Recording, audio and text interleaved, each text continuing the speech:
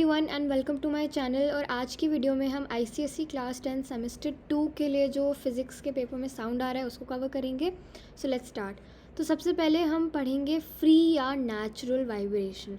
तो ये फ्री या नेचुरल वाइब्रेशन जो होते हैं ये आपके वैक्यूम में होते हैं। वैक्यूम मतलब जहाँ पे कोई एयर नहीं हो, जहाँ कोई मॉलिक्यूल्स नहीं हो, और वहाँ अगर आप जाकर मान लो एक पेंडुलम को आपने टंगा दिया वैक्यूम के अंदर और आप फिर उसको थोड़ा सा मूव कर आ गए, तो वो जो टू एंड फ्रो मोशन करेगा पेंडुलम, वो हमेशा वो करता ही रहेगा, वो फॉरएवर चलता ही रहेगा। Why? Because there is no resistive force और there is no external force which can stop और increase the vibration. So this vibration will continue till infinite times. तो ये जो मीन एंड एक्सट्रीम पोजीशन है, mean मतलब कि जहाँ से शुरू हुआ, और ये एक्सट्रीम, ये वाला और ये वाला पोजीशन जो है ये कभी चेंज नहीं होगा। और जो एम्पलीट्यूड है, जो इसका वॉल्यूम होगा, वो भी चेंज नहीं होगा। ये अलग बात है कि वैक्यूम है तो हमें साउंड सुनाई नहीं देगा, बिकॉज साउंड को मॉलिक्यूल्स एक मीडियम चाहिए ट्रैवल करने के लिए, और वैक्यूम के अंदर वो नहीं होता। बट एम्पलीट्यूड में एम्पलीट्यूड भी सेम ही रहेगा। अगर आप इसका डिस्प्लेसमेंट और टाइम ग्राफ अगर देखें तो क्या रहेगा, जैसे एम्पलीट्यूड और फ्रीक्वेंसी वाला ग्राफ अगर देखोगे तो ये हमेशा ऐसा ही चलते रहेगा। आगे भी ऐसा ही सेम चलता रहेगा फॉर एवर के लिए। फ्रीक्वेंसी में यहाँ पे फ्रीक्वेंसी का मतलब क्या होता है, number of waves passing in 1 second. तो फ्रीक्वेंसी ऑफ वेव्स मतलब नंबर ऑफ वेव्स कह सकते हो, नंबर ऑफ ऑसिलेशंस कह सकते हो, number of to and fro motion कह सकते हो।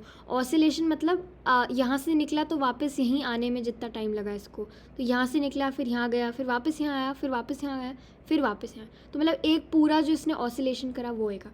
या फिर to and fro motion number of, तो ये सब। अब जब हम फ्री या नेचुरल वाइब्रेशन की जो बात करते हैं तो उसके अंदर जो फ्रीक्वेंसी होती है उसको हम नेचुरल फ्रीक्वेंसी कहते हैं इस केस में। एंड इसका जो टाइम पीरियड होता है इसको हम नेचुरल टाइम कहते हैं, natural time period natural vibrations के अंदर। तो इस केस के अंदर हर ऑब्जेक्ट की जो नेचुरल फ्रीक्वेंसी होती है वो फिक्स्ड होती है, हर ऑब्जेक्ट की फिक्स्ड होती है। अब पेंडुलम अगर मैंने यहाँ पे टंगा दिया और पेंडुलम का मैंने जो लेंथ है, मतलब जो स्ट्रिंग की लेंथ है, तो यहाँ जहाँ से टंगाया वहाँ से लेकर बॉब के जो सेंटर तक, ये जो मास है इसके सेंटर और मास से लेंगे तो ये जो इसकी लेंथ हो जाएगी स्ट्रिंग की। और acceleration due to gravity g ले लेंगे और इसका मास हम m ले लेंगे। तो इसका t क्या होगा, यानी कि इसका टाइम पीरियड क्या होगा, वो होगा 2π अंडर रूट में l/g। l क्या है यहाँ पे लेंथ और g क्या है एक्सेलरेशन ड्यू टू ग्रेविटी। अब मैं पूछूँ इसकी नेचुरल फ्रीक्वेंसी क्या है। मैंने आपको टाइम का ये फॉर्मूला मुझे याद है, पर अब मेरे से पूछ लिया नेचुरल फ्रीक्वेंसी क्या है तो मैं कैसे करूँगी। सो आई नो दैट जो फ्रीक्वेंसी है दैट इज़ 1/टाइम। ये हमने सेम 1 के अंदर ही अच्छे से करा था।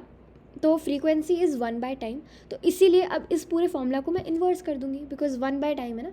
तो 1/2π और ये जो l था ये नीचे चला जाएगा, रेसिप्रोकल हो जाएगा, तो अंडर रूट में g/l। तो ये हमारी फ्रीक्वेंसी हो गई। अब इसका बहुत एग्जाम्पल है वैसे तो, बट इसका सबसे जो इम्पॉर्टेंट और ऐसा एग्जाम्पल जिस पे सबसे ज़्यादा क्वेश्चन बनता है वो कौन सा है, vibration on a stretch string. जो नेचुरल या फ्री वाइब्रेशन के जो क्वेश्चंस आते हैं बोर्ड में आज तक, यहाँ से बहुत आया। तो सबसे पहले ये वाला केस देखता है जिसके अंदर हमने यहाँ 2 एंड से एक स्ट्रिंग को हमने फिक्स कर दिया। नोड बोल सकते हो, इन 2 एंड्स को नोड भी कहते हैं। और इस स्ट्रिंग को फिक्स करने से हमने अब इसके मिड पॉइंट यानी कि इसका हाफ से, बिल्कुल एग्जैक्टली हाफ से हमने इसको थोड़ा स्ट्रक करा, थोड़ा सा हिला दिया। तो एक वेव यहाँ पे मुझे दिखेगी, यहाँ पे ऐसा एक सा लूप घूमेगा। तो ये क्या हो गया हमारा फर्स्ट हार्मोनिक या फंडामेंटल नोट। ये जो साउंड प्रोड्यूस होगा इसको हम कहेंगे फर्स्ट हार्मोनिक या फंडामेंटल नोट या प्रिंसिपल नोट भी कह सकते हैं, क्योंकि एक ही है। और अगर मुझे डिस्टेंस बिटवीन 2 नोट्स यानी कि इन दोनों के जो फिक्स्ड पॉइंट्स हैं इन दोनों के बीच का डिस्टेंस निकालना हो तो क्या होगा, λ/2। और यहाँ की अगर मैं फ्रीक्वेंसी बोलूँ तो क्या होगी फ्रीक्वेंसी, क्योंकि एक ही वेव है तो फ्रीक्वेंसी इज़ 1 पे। वैसे ही मैंने एक दूसरा केस लिया, जैसे यहाँ पे मैंने हाफ में स्ट्रक करा था, जस्ट 1/2 में मैंने स्ट्रक करा था। अब मैं यहाँ पे 1/4 पार्ट में स्ट्रक कर रही हूँ स्ट्रिंग को, वही फिक्स्ड है।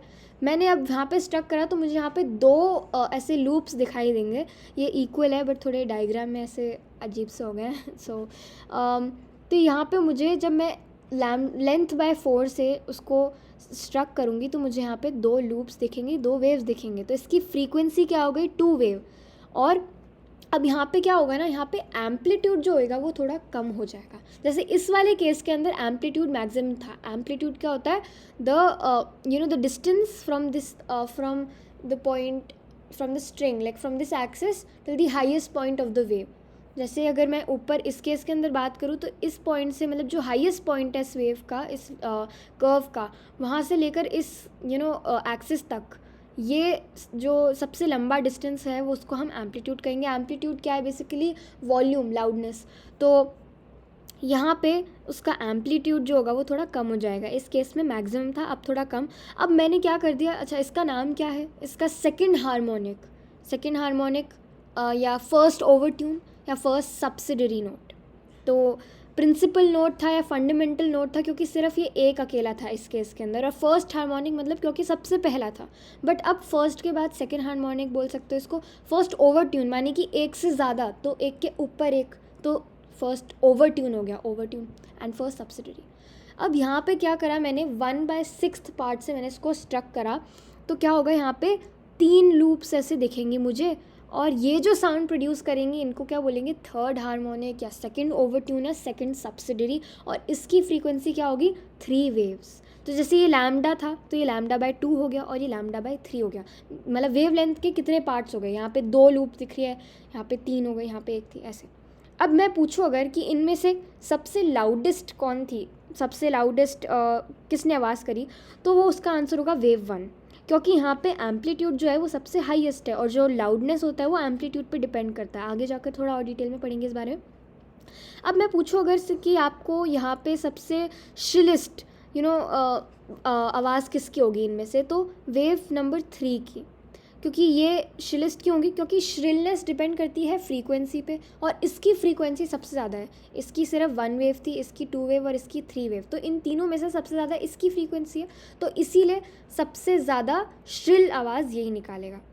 अब वेव स्पीड की अगर मैं बात करूँ तो वेव स्पीड तीनों के लिए सेम रहेगी, provided that the string is same, because it depends upon the material. Wave speed आपकी मटेरियल पे डिपेंड करती है। इसके मैंने इस पेज पे समझा रखा है, थोड़ा सा डिफ़िकल्ट है, बट यहाँ पे बस इतना समझो। जैसे ये एक आपकी स्ट्रिंग है, दोनों एंड से मैंने फिक्स कर रखा है इसको, ये आपकी लेंथ है स्ट्रिंग की, और ये आपने बीच में से, जस्ट आपको बीच में से इसको आपने स्ट्रक करा, तो ये एक फर्स्ट हार्मोनिक वो न्यू ट्यून करेगी, प्रोड्यूस। अब मैं पूछूँ कि इसकी वेलोसिटी क्या है, मतलब स्पीड। तो वेलोसिटी क्या होता है, √T/μ, और T क्या होता है, टेंशन, और ये क्या होता है, मास पर यूनिट लेंथ। इसको ही मैंने एक्सपैंड करके अगर लिखाऊँ तो इसको क्या लिख सकते हैं, πr²p। इसका मैं एक्सप्लेनेशन दे देती हूँ। क्योंकि जो म्यू होता है वो होता है m/l, तो m/l मतलब यहाँ पे p क्या है, रो है। तो आपको पता है कि density is equal to mass upon volume, तो mass is equal to density into volume. इसको एक्सपैंड करोगे तो mass is equal to rho and πr²l। अब आप पूछोगे πr²l ही क्यों लिखा वॉल्यूम, बिकॉज वायर सिलेंड्रिकल होता है, राइट। तो πr²l is the volume of the cylinder, and p यहाँ पे क्या सिम्बलाइज करा है, रो को। तो m/l पूछा इन्होंने, m/l यहाँ पे, तो that is why πr²p, m/l is equal to πr²/p। Basically इतना सा समझ लो that it depends upon, speed depends upon tension, radius and density. और ये टेंशन, रेडियस एंड डेंसिटी क्या प्रॉपर्टीज़ होती है, सारी एक मटेरियल की एलिमेंट्स होते हैं, मटेरियल की प्रॉपर्टीज़ होती है। तो इसीलिए हमने यहाँ पे ऊपर इट डिपेंड्स अपॉन मटेरियल लिखा। ये फॉर्मूला याद रखना है कि 1/2l अंडर रूट में tension divide by πr² rho is equal to frequency, ये याद रखना है। इस पे भी मैं आगे बात करूँगी, श्रिलनेस और रेडियस पे कैसे फ्रीक्वेंसी कैसे डिपेंड करती है। अब हम आते हैं डैम्प्ड वाइब्रेशंस पे। हमने अभी फ्री या नेचुरल वाइब्रेशंस की बात करी, अब हम आते हैं डैम्प्ड वाइब्रेशन। तो डैम्प्ड से क्या मतलब समझते हैं आप, डैम्प मतलब कि कुछ पीट के रुका दिया किसी चीज़ को। तो मतलब क्या हो रहा है, यहाँ पे एयर है ना, आपके नॉर्मल एयर में अगर आप पेंडुलम को छोड़ दो तो वो थोड़ी देर बाद आप देखोगे वो अपने आप अपनी मेन पोजीशन पे वापस आ जाएगा। It will come back to its rest position. जैसे यहाँ से शुरू करा, थोड़ी देर घुमा धीरे धीरे कम होने लगेगा और वापस जस्ट अपनी पोजीशन पे वापस आ जाएगा जहाँ से शुरू हुआ था। Why does this happen? Because हमारी जो एयर है इसके अंदर फ्रिक्शन फोर्स लगता है, तो रेजिस्टेंस है, friction force is basically like a resistance to the movement of the pendulum. तो जब वो पेंडुलम मूव करेगा तो उसको एयर डैम्प करेगी, उसको ना रोकने की कोशिश करेगी, उसको ऐसे रेजिस्टिव एक रेजिस्टेंस है, तो पेंडुलम क्या करेगा, धीरे धीरे उसका कम होता जाएगा, वाइब्रेशंस कम होती जाएगी और एक तरह से एंड हो जाएगी। तो रेजिस्टिव फोर्स प्रेजेंट है डैम्प्ड वाइब्रेशन के अंदर। एक vibration will end after some time, infinite times की तरह तक नहीं चलेंगी जैसे नेचुरल या फ्री वाइब्रेशंस में था ऊपर केस में। और यहाँ पे एम्पलीट्यूड भी डिक्रीज़ कर जाएगा टाइम के साथ, जैसे ऊपर था कि हमेशा सेम ही रहेगा, पर यहाँ पे डिक्रीज़ हो जाएगा विद टाइम। एंड यहाँ पे एक एक्सटर्नल फोर्स प्रेजेंट है जो कि क्या है, फ्रिक्शन। रेजिस्टेंस एंड ये जो एक्सटर्नल फोर्स है यहाँ पे फ्रिक्शन ही है। और इसका डिस्प्लेसमेंट टाइम ग्राफ अगर देखोगे तो ये ऐसा हो जाएगा, मतलब धीरे धीरे धीरे धीरे छोटा हो जाएगा और बिल्कुल एकदम ज़ीरो, आगे जाकर बिल्कुल कुछ नहीं होगा, एकदम ज़ीरो हो जाएगी वेव्स। अब हम आते हैं फोर्स्ड वाइब्रेशंस पे। तो हमने अभी नेचुरल वाइब्रेशंस देखा, हमने अभी फ्री डैम्प्ड वाइब्रेशंस देखा, अब हम देखते हैं फोर्स्ड वाइब्रेशन। तो फोर्स्ड वाइब्रेशन के अंदर क्या होता है, एक एक्सटर्नल पीरियोडिक फोर्स होता है। जैसे नॉर्मली पेंडुलम हिल रहा था, ठीक है, उसको आके मैंने और हिला, मतलब मैं एक्सटर्नल फोर्स लगा रही हूँ अपना, तो ऐसे। अब जैसे एक पेन को आपने पकड़ा और आप उसको हिला रहे हो, अब उस पेन की जो नेचुरल फ्रीक्वेंसी थी, जो हमने यहाँ पे पढ़ी नेचुरल फ्रीक्वेंसी, जिससे वो खुद अपना उसकी खुद की जो फ्रीक्वेंसी नेचुरल थी वो थी मान लो 100 हर्ट्ज़। बट मैं क्या करी हूँ, मैं आकर उसको 1 सेकंड के अंदर, यानी कि उसकी फ्रीक्वेंसी मैं 200 बना रही हूँ, 1 सेकंड में मैं 200 बार उसको हिला रही हूँ, तो ज़्यादा है, राइट। तो अब किस फ्रीक्वेंसी से वो वाइब्रेट करेगा, क्योंकि उसकी नेचुरल फ्रीक्वेंसी तो 100 है, बट मैं तो उसको 200 हर्ट्ज़ से वाइब्रेट करा रही हूँ, तो it will vibrate with the frequency of 200 hertz of external periodic force। but इसका मतलब ये नहीं है कि ये जो ऑब्जेक्ट है हैप्पी है, it is unhappy, it is unhappily vibrating with the frequency of the external periodic force that is 200 hertz, because every object it has a tendency to vibrate with its natural frequency. It would like to vibrate till 100 hertz। जो ये pen है ये चाहता है कि अपनी natural जो इसकी फ्रीक्वेंसी है जो 100 हर्ट्स है उसी में ये वाइब्रेट करे, बट क्या हो रहा है, since the frequency of the external periodic force is 200 hertz, it will have to vibrate with that frequency unhappily। now this is called forced vibration। तो आप ये unhappily शब्द ना लिखो, I would still recommend you कि आप अपनी book जो है आप उससे एक बार पढ़ें, उसके अंदर कहीं से भी क्वेश्चंस आ सकते हैं, बुकिश लैंग्वेज में अगर आए तो इट विल बी आप एक बार समझ ले तो अच्छा है। Then body will vibrate with the frequency of the external periodic force in this case. यहाँ पे एम्पलीट्यूड छोटा होगा क्योंकि हम इसको फोर्स करवा के वाइब्रेट करवा रहे हैं। अगर हम इसको बोलते नेचुरल फ्रीक्वेंसी से अगर हम वाइब्रेट करने देते इसको तो ये बहुत खुश होता, बहुत खुश होता, तो ये अपना एम्पलीट्यूड भी लार्ज रखता, अपनी आवाज़ भी अच्छे से निकालता। बट अब क्या हो गया, हम इसको वाइब्रेट करवा रहे हैं जो ऐसी फ्रीक्वेंसी से जिससे इसको वाइब्रेट नहीं करना, तो एम्पलीट्यूड भी छोटा होगा और लाउडनेस जो होगी, क्योंकि एम्पलीट्यूड छोटा होगा तो लाउडनेस विल ऑल्सो डिक्रीज। अब रेजोनेंस की बात करते हैं। तो रेजोनेंस क्या है, it is a special case of forced vibrations. Frequency of external periodic force and natural frequency they become equal. तो जैसे इस पेन के केस के अंदर इसकी नेचुरल फ्रीक्वेंसी 100 हर्ट्ज़ है, तो मैंने भी क्या करा, मैंने एक्सटर्नल पीरियोडिक फोर्स भी 100 हर्ट्ज़ का अगर लगा दिया, मतलब कि नेचुरल फ्रीक्वेंसी और एक्सटर्नल पीरियोडिक फोर्स की फ्रीक्वेंसी जब मैच हो जाती है तो क्या होता है, एम्पलीट्यूड लार्ज हो जाता है, तो साउंड जो कि लाउडनेस होगी वो भी ज़्यादा हो जाएगी, ये होगा। तो अब ये तो था हमारा रेजोनेंस, आगे जाकर इसके एग्जाम्पल्स भी देखेंगे रेजोनेंस के। अभी फ़िलहाल बात करते हैं कैरेक्टरिस्टिक्स ऑफ साउंड। अब कैरेक्टरिस्टिक्स ऑफ साउंड पढ़ने की ज़रूरत क्या है, ऐसी कैरेक्टरिस्टिक्स, ऐसी कोई चीज़ जिससे हम दो साउंड्स में डिफ्रेंशिएट कर सकें। तो ये तीन हमारे पास क्वालिटीज़ हैं साउंड की, ऐसी तीन कैरेक्टरिस्टिक्स हैं, loudness, pitch and quality. Loudness की बात करेंगे तो दो साउंड्स एक ही इंस्ट्रूमेंट सोर्स से निकल रहे हैं, अब उन दोनों के बीच में डिफ्रेंशिएट करना मैं चाहूँ तो मैं लाउडनेस का कैसे यूज़ कर सकती हूँ। तो लाउडनेस किन चीज़ों पे डिपेंड करता है, उनसे मुझे पता चल जाएगा how I can differentiate between those two sounds. तो एम्पलीट्यूड क्या होता है, how far you know the wave has travelled from its mean position, मतलब कि अगर मैं डिस्प्लेसमेंट टाइम ग्राफ पे देखूँ तो ये वेव इस टाइम वाले एक्सिस से कितना ऊपर उसने डिस्प्लेस हुआ है, ये जो हाईएस्ट पॉइंट तक, ये मेरा एम्पलीट्यूड है। और एम्पलीट्यूड क्या करता है, वॉल्यूम या लाउडनेस, कितना तेज़ आवाज़ होगी वो डिफाइन, मतलब वो ये इस पर डिपेंड करता है एम्पलीट्यूड पे। तो जितना ज़्यादा डिस्टेंस होगा, जितना ज़्यादा ट्रैवल करेगा मीन पोजीशन से ये, उतना ज़्यादा एम्पलीट्यूड, और एम्पलीट्यूड जितना ज़्यादा उतना ही ज़्यादा लाउडनेस। तो लाउड साउंड वो होगा जिसका ये सबसे ज़्यादा होगा, ये मतलब वेव जितनी बड़ी होगी उसकी वेव हाइट ऐसे ना, और जितना कम होगा एम्पलीट्यूड उतना कम सॉफ्ट साउंड होगा। तो अब ये लाउडनेस से कैसे कैसे रिलेटेड है, तो loudness is directly proportional to the square of amplitude. Then second है डिस्टेंस फ्रॉम सोर्स, मतलब एक स्पीकर लगा हुआ है, आप उसके जस्ट पास में खड़े हैं तो आपको तेज़ आवाज़ सुनाई देगी, बट अगर वही स्पीकर के आप 1 किलोमीटर दूर जाके खड़े हो जाएं तो आपको या तो साउंड सुनाई ही नहीं देगी बिल्कुल, या बहुत कम साउंड आएगी, राइट। तो distance from the source also matters, ठीक है। आप उसके जितना पास खड़ा होगे उतना तेज़ साउंड आएगी। तो loudness is inversely proportional to the distance, मानी कि डिस्टेंस जितना छोटा होगा उतना ज़्यादा लाउड होगा। तो loudness is inversely proportional to the square of distance.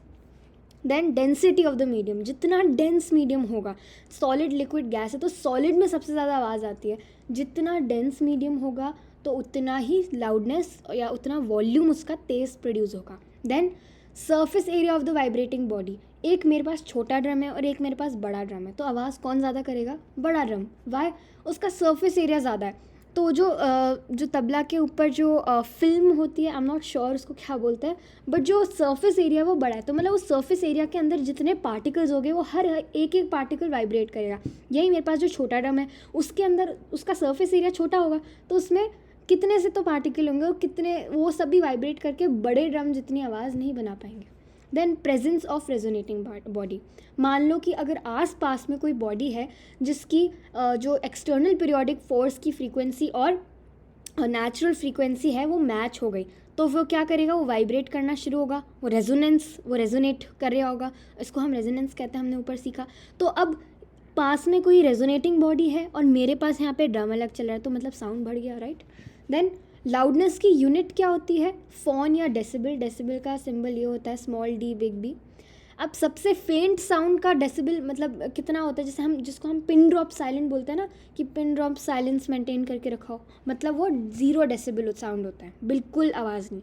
Whisper is 30 decibel. Then normal conversation अगर आप कर रहे हो तो होती है 50 डेसिबल, और जो जेट प्लेन चलती है हवा में उसका होता है 140 डेसिबल।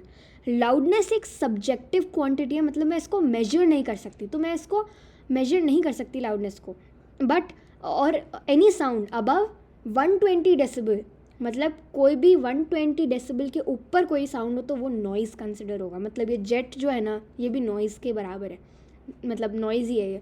देन लाउडनेस तो सब्जेक्टिव क्वांटिटी है, बट इंटेंसिटी जो है ये एक ऑब्जेक्टिव क्वांटिटी है, ये मेजरेबल क्वांटिटी है। इंटेंसिटी क्या होता है, energy pass from unit area in unit time and this area should be perpendicular to the direction of energy. मतलब यहाँ पे मैंने एक लाउड स्पीकर लगा रखा है और यहाँ मेरे पास एक एक क्या बोलूँ मैं, कोई प्लेट है क्या, कोई एक सरफेस है, इसकी परपेंडिकुलर है ये, राइट। और इसका एरिया मान लो 1 मीटर स्क्वायर है और इसका टाइम जो यूनिट टाइम क्या होता है 1 सेकेंड। तो इस 1 सेकेंड के अंदर जितने साउंड एनर्जी पास हुई उसको क्या बोलेंगे, इंटेंसिटी ऑफ द साउंड बोलेंगे। तो loudness is not measurable, but जो इंटेंसिटी है वो मेजरेबल है। देन 0 डेसिबल की क्या इंटेंसिटी, वैसे ये सब डिटेल में नहीं आ रहा है, जो अगर आप स्कोप ऑफ रिड्यूस सिलेबस देखोगे तो उसके अंदर आपको सिर्फ बोला है कि आप 3 टाइप के जो वाइब्रेशन है उनको पढ़ो, कैरेक्टरिस्टिक्स ऑफ साउंड पढ़ो और रेजोनेंस और इन सब के एग्जाम्पल ढंग से पढ़ लो। तो वैसे इतना डिटेल में नहीं जाने की ज़रूरत, बट स्टिल 0 डेसिबल की intensity is 10⁻⁻12 watt per metre square and 26% increase in intensity is equal to 1 decibel loudness. And 1 decibel is the change in the level of loudness when intensity increases by 26%. तो मतलब अगर मैं बोलूँ 2 decibel कितना होगा, मतलब कि 52% increase in the intensity of the sound. ये था मेरा एक लाउडनेस का। अब मैंने क्या, लाउडनेस का एक एलिमेंट था, ऊपर एक और एलिमेंट है पिच, तो मैंने लाउडनेस की बात कर ली। अब पिच से हम कैसे डिफ्रेंशिएट कर सकते हैं? तो दो साउंड जिनका लाउडनेस सेम हो, इंटेंसिटी भी सेम हो, डेसिबल भी सेम हो जाएगा पर फिर भी उनको डिफ्रेंशिएट हम कैसे कर सकते हैं? पिच से। अब इंस्ट्रूमेंट भी सेम हो फिर भी कैसे डिफ्रेंशिएट कर सकते हैं? पिच से ही कर सकते हैं। मान लो आपके पास एक गिटार है, आप में से कई लोग गिटार बजाते भी होंगे, तो उसमें जो 5 स्ट्रिंग्स होती है, आई थिंक 5 होती है, तो उसमें जो इनिशियल 2 स्ट्रिंग जो होती है वो बहुत पतली होती है, they are very thin wires, right. और जो एकदम लास्ट की जो होती है 5th स्ट्रिंग 4th स्ट्रिंग, वो बहुत मोटी होती है। तो इसकी पिच डिफ़र करती है। आप अगर उन दोनों स्टार्टिंग वाली पतली वालों स्ट्रिंग्स को अगर आप बजाएं तो बहुत श्रिल आवाज़ आएगी, बट अगर आप वहीं वो 4th या 5th स्ट्रिंग जो कि ऊपर होती है उनको अगर आप करें तो आपको थोड़ी नीचे एक लोअर पिच की, लोअर ऐसे आवाज़ आएगी, श्रिल आवाज़ नहीं आएगी। तो यही बात है। अब इसी के अंदर आता है हमारा बेस एंड ट्रेबल साउंड। तो बेस होता है लो पिच वाला साउंड, ट्रेबल होता है हाई पिच। बेस में वॉफल करता है साउंड और ट्रेबल में श्रिल होती है आवाज़, और इसके अंदर ग्रेव होती है, इसके अंदर अक्यूट होती है। और मेन की जो आवाज़ होती है ना वो थोड़ी लोअर पिच की होती है, और वुमेन की जो होती है थोड़ी श्रिल आवाज़ होती है। मेन की थोड़ी बेस होती है, वुमेन की थोड़ी श्रिल आवाज़ होती है। So that characteristic by which we can distinguish two sounds of same loudness, same instrument, but of different frequency is called pitch. अब pitch किस पे डिपेंड करती है? pitch फ्रीक्वेंसी पे डिपेंड करती है, और फ्रीक्वेंसी एक ऑब्जेक्टिव क्वांटिटी है, एक ऑब्जेक्टिव चीज़ है जिसको हम मेजर कर सकते हैं, मेजरेबल चीज़ है। बट पिच क्या है? सब्जेक्टिव है, विच इज़ नॉट मेजरेबल। अब फ्रीक्वेंसी जितनी ज़्यादा होगी उतनी ज़्यादा पिच होगी। फ्रीक्वेंसी होता क्या है? 1 सेकेंड के अंदर the number of waves passing, that is frequency. तो जितनी ज़्यादा वेव्स पास करिए, मतलब आपको 2 पिक्चर्स दिखा रखी है, एक में 2 वेव्स दिखा रखी है, एक में 3-4 वेव्स दिखा रखी है, तो किसका फ्रीक्वेंसी ज़्यादा होगा? कौन ज़्यादा श्रिल आवाज़ होगा? तो ऑफकोर्स जिसमें जो 3-4 वेव्स जिसमें पास हो रही है वो, क्योंकि उसके अंदर क्या है? फ्रीक्वेंसी ज़्यादा है, नंबर ऑफ वेव्स ज़्यादा पास हो रही हैं, तो फ्रीक्वेंसी ज़्यादा होगी तो श्रिलनेस भी ज़्यादा होगी। तो high frequency high pitch, low frequency low pitch.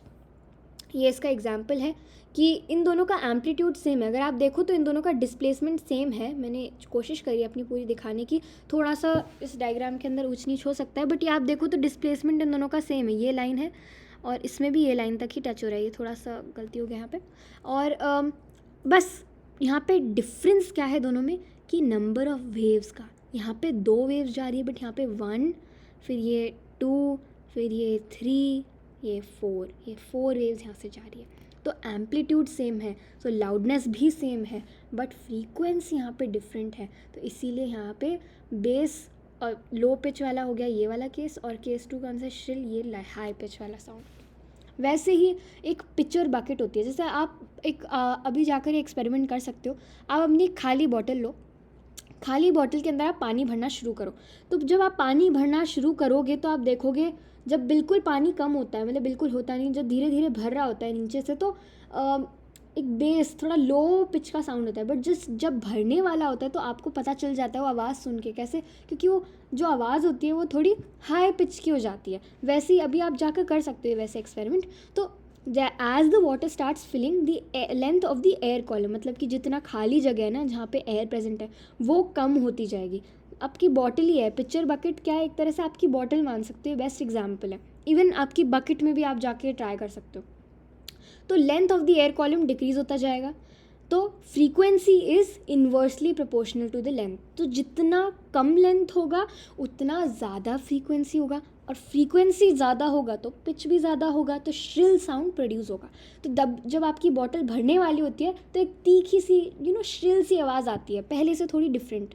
ऐसी जैसे तबला है तो बेस है उसका लो पिच, उसकी फ्रीक्वेंसी कम होती है। और घुंघरू अगर देखो तो कितनी श्रिल हाई, बहुत हाई पिच आवाज़ आती है, थोड़ी तीखी सी चुभती है कान में, फ्रीक्वेंसी क्योंकि उसकी ज़्यादा होती है।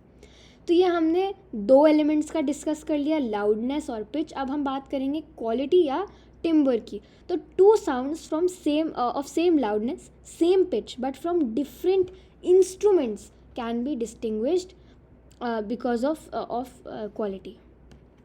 सो म्यूज़िक से सबसे ज़्यादा जो रिलेशन है वो क्वालिटी का है।